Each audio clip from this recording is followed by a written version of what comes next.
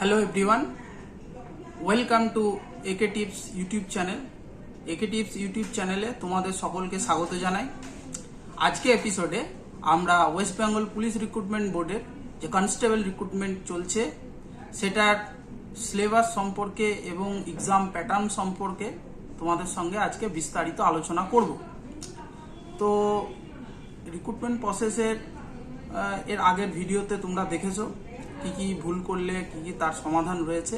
তো আজকের এপিসোডে আমরা মূল বিষয় হচ্ছে যে এক্সাম প্রসিডিওরটা একটু কম বেশি চেঞ্জ হয়েছে। যে 2024 যে এক্সামটা মানে ফর্ম ফিল আপ চলছে সেটা একটা এক্সাম হবে, সেটা হবে 85 নম্বর। এখানেই তোমাকে বাজিমাত করতে হবে। তো যারা এই ভিডিও দেখবে আর যারা নতুন আসবে এই চ্যানেলে, তাদের কাছে আমার রিকোয়েস্ট, যারা নতুন আছে অবশ্যই চ্যানেলটি সাবস্ক্রাইব করবে, আর যারা আগেই সাবস্ক্রাইব করেছো তাদেরকে অনেক অনেক ধন্যবাদ। তো চলো, আজকের যে সাবজেক্ট, যে ওয়েস্ট বেঙ্গল পুলিশ রিক্রুটমেন্টের যে কনস্টেবল নিয়োগটা হবে, যে এক্সাম প্যাটার্ন, মূলত এই এক্সাম প্যাটার্নের ওপরই আজকের আমরা বিস্তারিত আলোচনা করবো এই ভিডিওর মাধ্যমে। তাই ভিডিওটি বন্ধুদের সাথে শেয়ার করবে, শেষ পর্যন্ত দেখবে, ভালো লাগলে লাইক শেয়ার কমেন্ট করবে। চলো আজকের এই বিষয় নিয়ে আলোচনা শুরু। অল উইলিং ক্যান্ডিডেটস, তোমরা সকলেই জানো যারা ওয়েস্ট বেঙ্গল পুলিশ রিক্রুটমেন্ট বোর্ডের ভ্যাকেন্সি যেটা কনস্টেবল 2024, যেটার আবেদন শুরু হয়েছে 7/3/2024 থেকে এবং আবেদনের শেষ তারিখ 5/4/2024। তো অ্যাপ্লিকেশন যত দ্রুত করবে অতই উত্তম হবে সকলের জন্য। কিছু ক্যান্ডিডেট আছে যারা অ্যাপ্লিকেশন অলরেডি করে বসেছে এবং কিছু ভুল ত্রুটিও করে ফেলেছে। তাদের ঘাবড়ানো বা ভয় পাওয়ার কিছুই নেই, কারণ হচ্ছে ওয়েস্ট বেঙ্গল পুলিশ রিক্রুটমেন্ট বোর্ডের একটা এডিটিং উইন্ডো যেটা স্টার্ট হবে 8/4/24 থেকে এবং যেটা অন্তিম মানে লাস্ট ডেট যেটা 14/4/2024, মানে এক সপ্তাহ এই এডিটিং উইন্ডোর মাধ্যমে তোমার পার্সোনাল যে আছে, পার্সোনাল যে ইনফরমেশন গুলো আছে সেগুলো তুমি চেঞ্জ করতে পারবে। এরপর আমরা আলোচনা করব ভ্যাকেন্সির উপরে। টোটাল নাম্বার অফ ভ্যাকেন্সি হচ্ছে 11,749টি, যার মধ্যে মেল ক্যান্ডিডেটের সংখ্যা হচ্ছে 8,212 এবং ফিমেল ক্যান্ডিডেটের সংখ্যা হচ্ছে 3,537টি। তবে এই ভ্যাকেন্সির মধ্যে অনেক ক্যাটাগরি ওয়াইজ ভাগ আছে, এখানে ঘাবড়ানোর কিছু নেই। শুধু এই পজিটিভ চিন্তা ভাবনা নিয়ে তুমি শুরু করো তোমার পড়াশোনা, তোমার একটা রুটিন করো যে তোমার একটা মাত্র পোস্ট লাগবে, কি আছে, তোমার ক্যাটাগরিতে কতগুলো ভ্যাকেন্সি আছে বা কোন ক্যাটাগরিতে কি আছে, এইগুলো চিন্তা করার কোনো কারণ নেই। কারণ তুমি যদি এই পজিটিভ চিন্তা ভাবনা নিয়ে তোমার পথ চলাটা শুরু করো যে আমার একটি মাত্র পোস্ট লাগবে, তাহলে তো তুমি অনায়াসেই ওটাকে ক্র্যাক করতে পারবে। তাই তোমার একটা লাগবে, সেই একটাকে পাখির চোখ করে পড়াশোনা শুরু করো, দেখবে তুমি তোমার গন্তব্যে পৌঁছে যাবে। তো আজকের যে মূল বিষয় ছিল যে এক্সাম প্যাটার্ন, তোমরা সকলেই জানো যে আগে গতবারের যে যতগুলো এক্সাম হয়েছে, বিশেষ করে পুলিশের দুটো করে এক্সাম হয়েছিল, একটা পিলি এবং একটা মেন এক্সাম। তো এই কনস্টেবলের 2024-এর যে রিক্রুটমেন্টটা হবে সেখানে একটি মাত্রই এক্সাম হবে 85 মার্কসের। তো এটা সম্বন্ধে বিস্তারিত আলোচনা আমরা করব। তো তার আগে তোমাদেরকে রিকোয়েস্ট করব, গত যে এক্সামগুলো হয়েছে প্রতিটা এক্সামেরই পিলি এবং মেন এই দুটো প্রশ্নপত্রকে কালেকশন করো, একসাথে সমস্ত এক্সামের যে পেপারগুলো আছে, প্রশ্নপত্রগুলো, সেগুলোকে রাখো, সেগুলোকে বারবার পড়তে থাকো। ওখান থেকে কিন্তু 10-12টা প্রশ্ন তুমি কমন পেয়ে যাবে, এটা একটা সাজেশন। আর নিউ যে 85 মার্কসের এক্সামটা হবে, এটার যে সিলেবাস আছে সেটা জেনে রাখো কি সমুদ্র আছে এর সিলেবাস। তাই ভয় পাওয়ার কিছু নেই, এখানে তো তোমার সেরাটা দিয়ে তোমাকে একটা জায়গা করে নিতে হবে। কম্পিটিশন খুব হাই হবে। এটা 85 নম্বরের যে মেন রিটেন এক্সাম আছে, একটাই এক্সাম, সেই এক্সামে পাস করার পর তোমার হবে পিএমটি এবং পিইটি। তাই এবং এই নাম্বারের উপর ভিত্তি করেই তোমার কিন্তু ফাইনাল যে সিলেকশন, ফাইনাল রেজাল্ট আশা করবো আমরা। তো এই এক্সামে তুমি তোমার নিজের সেরাটা দিতে হবে। তোমাদের কাছে একটা ছোট কুইক ডাইজেস্ট দিই, যেটা হচ্ছে যে কোনো একটা পার্টিকুলার বই সিলেক্ট করে নাও এবং সেই বইটাকে একবার নয় 100 বার পড়ো, যাতে পড়াটা মুখস্থ না হয়ে ঠোঁটস্থ হয়ে যায়। মানে একটা বই 10 বার পড়ো, 10টা বই একবার করে নাও। এই ডিসিশন যদি তুমি নিয়ে চলতে পারো তাহলে কিন্তু এই যে 85 মার্কসের যে সিলেবাস বেঁধে দেওয়া হয়েছে সেটাতে একটা ভালো মার্কস নিয়ে পাস করা তোমার পক্ষে পসিবল হবে। আর ভালো মার্কস নিয়ে পাস করতেই হবে এটা মনে গেঁথে নাও, কারণ একটা এক্সাম, আর এই এক্সামে ভালো রেজাল্ট করে তোমাকে মেন ফাইনাল যে রেজাল্ট আছে সেখানে জায়গাটা করতে হবে এই একটা এক্সামের মধ্যে দিয়ে।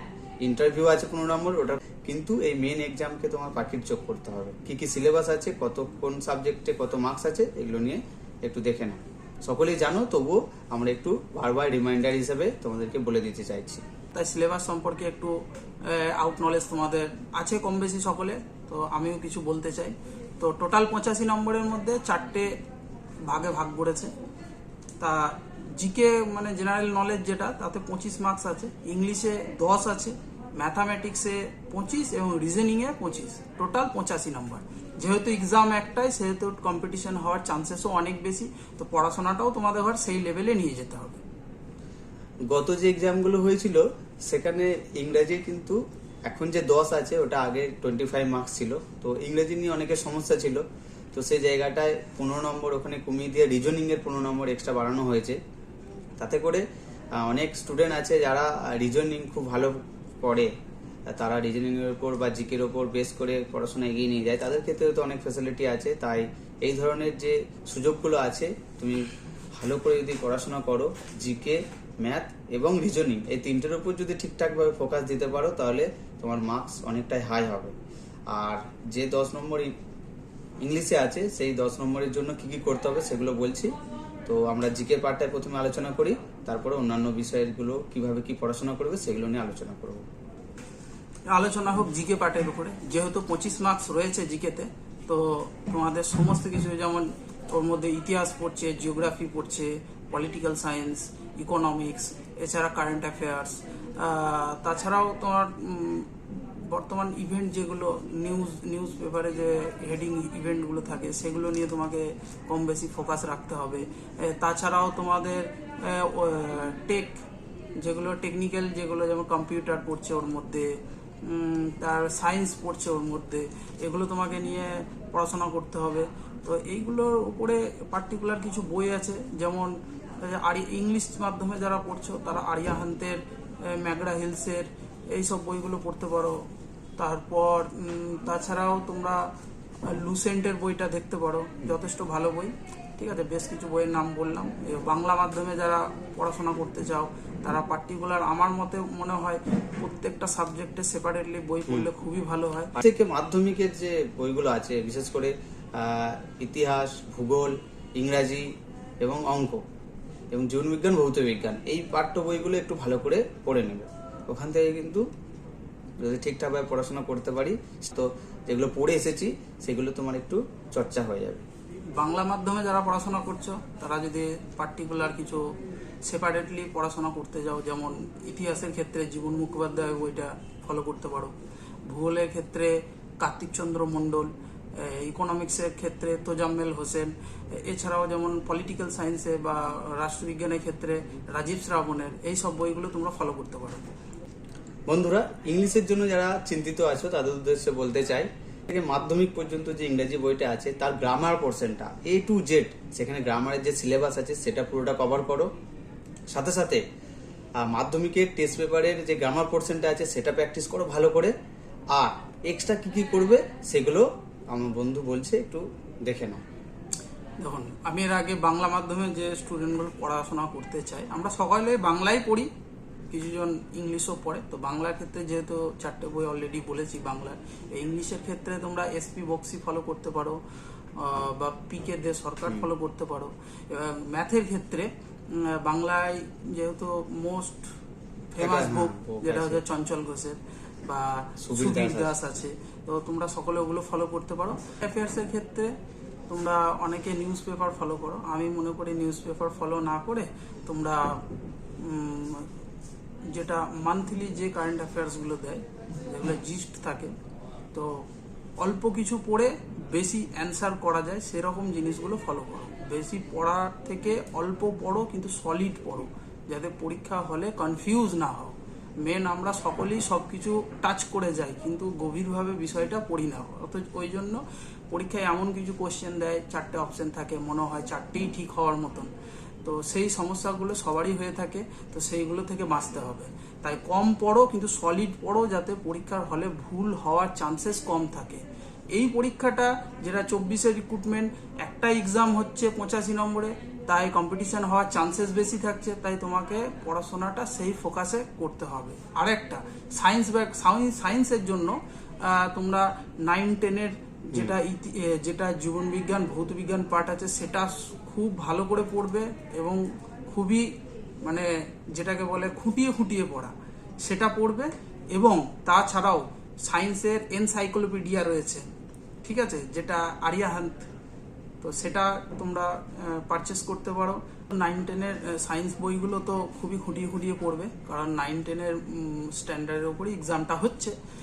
আর এছাড়াও যারা ইংলিশে 2-একটা বই আগেই বলেছিলাম, যেমন আরিয়াহান্ত আছে, ম্যাগরা হিলসের কিছু বই আছে, এছাড়াও লুসেন্ট আছে, ওর পেছনে দেখবে বইটার পেছনের দিকে সায়েন্স গ্রুপটা খুবই ভালোভাবে দেওয়া আছে। ওগুলো তোমরা ফলো করতে পারো এবং ভালোভাবে পড়তে পারো, যাতে এক্সামটা ভালোভাবে ক্লিয়ার করা যায়। এছাড়াও আরেকটা পোর্শন হচ্ছে রিজনিংয়ের জন্য বেশ কিছু বাংলা মাধ্যমেও বই আছে এবং ইংলিশও বই আছে। যে কোনো একটা পারচেস করবে, ভালো করে প্র্যাকটিস করবে। রিজনিংটা পুরোটাই প্র্যাকটিসের উপর নির্ভর করছে। তুমি যত ভালো প্র্যাকটিস করবে, তত ভালো পরীক্ষার হলে কম সময়ের মধ্যে কমপ্লিট করতে পারবে। কারণ রিজনিং, ম্যাথ এই দুটো হচ্ছে, যত প্র্যাকটিস করবে তোমাদের পরীক্ষার হলে ভয় পাওয়ার চান্সেস কম হয়। আমাদের কি হয়, 4টে অপশন এত ক্লোজলি দেয়, মনে হয় এই 4টেই হচ্ছে, কিন্তু তা নয়। প্র্যাকটিস যে যত ভালো করবে, তার ফল তত ভালো হবে। প্র্যাকটিস মেক পারফেক্ট, ঠিক আছে। আর বন্ধুদের সকলকেই বলছি, তোমরা এখন থেকেই স্টাডি শুরু করো। প্রত্যেকটা বই একদম জিস্ট ধরে ধরে পারফেক্টলি পড়াশোনা করো। যে যত ভালো পড়বে, তার জব পাওয়ার চান্সেস তত বেশি হবে। তাই পড়াশোনার ফোকাস করো, আর যতটা ফিজিক্যালের জন্য দরকার ততটাই করো। অতিরিক্ত কোনো কিছুই ঠিক না, কিন্তু পড়াশোনা তুমি অতিরিক্ত করো, কারণ যত ভালো তুমি পড়া করবে, তত ভালো তোমার মার্কস উঠবে। আর এই মার্কসের উপর বেস করেই তোমার সিলেকশনটা হবে। ম্যাথটা বেশি বেশি বাড়িতে প্র্যাকটিস করো, এবং সাথে ইংরেজির যে সিলেবাস আছে, synonym, antonym, phrasal verb, narration change, voice change, article preposition, one word substitution আছে। তো এই ধরনের যে পার্টগুলো রয়েছে, এগুলো বারবার প্র্যাকটিস করতে হবে। Measurement test, height, weight, chest এসব চেক করার পর তোমাদের স্টার্ট হবে রানিং, যেটা ছেলেদের ক্ষেত্রে রয়েছে 6.5 মিনিটে 1600 মিটার, আর মেয়েদের ক্ষেত্রে 800 মিটার, সেটা টাইম দিচ্ছে 4 মিনিট। এছাড়াও যারা ট্রান্সজেন্ডার রয়েছে, তাদের ক্ষেত্রে 800 মিটার 3.5 মিনিটে। তো ফিজিক্যাল পার্ট কমপ্লিট হয়ে যাওয়ার পর যারা কোয়ালিফাই করবে, তাদের ইন্টারভিউ বা পার্সোনালিটি টেস্টের জন্য ডাকা হবে। তার টোটাল মার্কস হচ্ছে 15। তো সেটা অনেকটা কাকে কি কোশ্চেন করা হবে না হবে, সেটা ওখানেই, এটা নিয়ে পরবর্তী দিনে ভিডিও আসবে। তো এত দূর পর্যন্ত একটু নিজেকে রেডি করো। তো তারপরে আমাদের ফাইনাল রেজাল্ট, আর এই রেজাল্ট কিন্তু তৈরি হবে তোমার এই মেন যে রিটেন এক্সাম আছে তার উপর বেস করে। কারণ আমাদের মাঠে কোনো নাম্বার নাই, তোমাকে মেন এক্সামে রেজাল্টটা অনেকটা নাম্বার তোমাকে ক্যারি করতে হবে।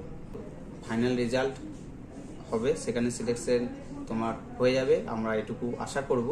তো বন্ধুরা, আজকে যে প্রশ্নপত্র বা সিলেবাস, এক্সাম প্যাটার্ন নিয়ে আলোচনা হলো, যদি কোনো ডাউট তোমাদের থেকে থাকে বা কোনো প্রশ্ন যদি তোমাদের মনে হয় যে উত্তর জানার দরকার আছে, অবশ্যই তোমাদের কমেন্টের আশায় রইলাম। ভালো থেকো। জয় হিন্দ। জয় হিন্দ।